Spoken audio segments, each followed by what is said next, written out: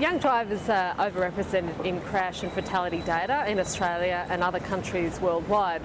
For example, in New South Wales, young drivers account for 13% of licensed drivers, but around 30% of fatalities. Well, the DRIVE study is really the flagship novice driver study that we have at the George Institute. We recruited over 20,000 young drivers aged 17 to 24 years in New South Wales who are on their red P plates.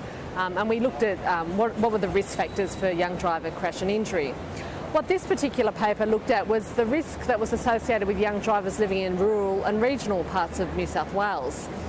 What we found is that people who live in more remote parts of the state were less likely to have a crash than people living in urban centres, mainly because the population density is low, there's less objects to crash into.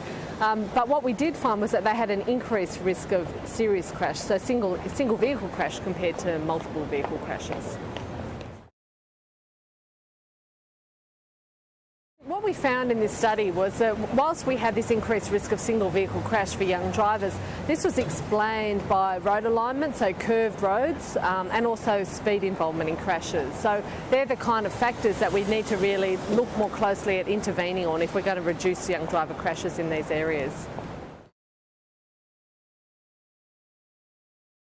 There's a few things that we can do to address single vehicle crashes in young drivers in rural settings. One of the things that we need to look at are programs which seek to change speeding behaviour in young drivers, and to do that we also need to focus on speeding behaviour in all drivers because that's a problem across the whole Australian community. Secondly, we do need to look at road infrastructure. There's ways in which we can actually reduce speeding related crashes by actually looking at the roads that people are driving on, particularly the curvature and the alignment of roads on curves.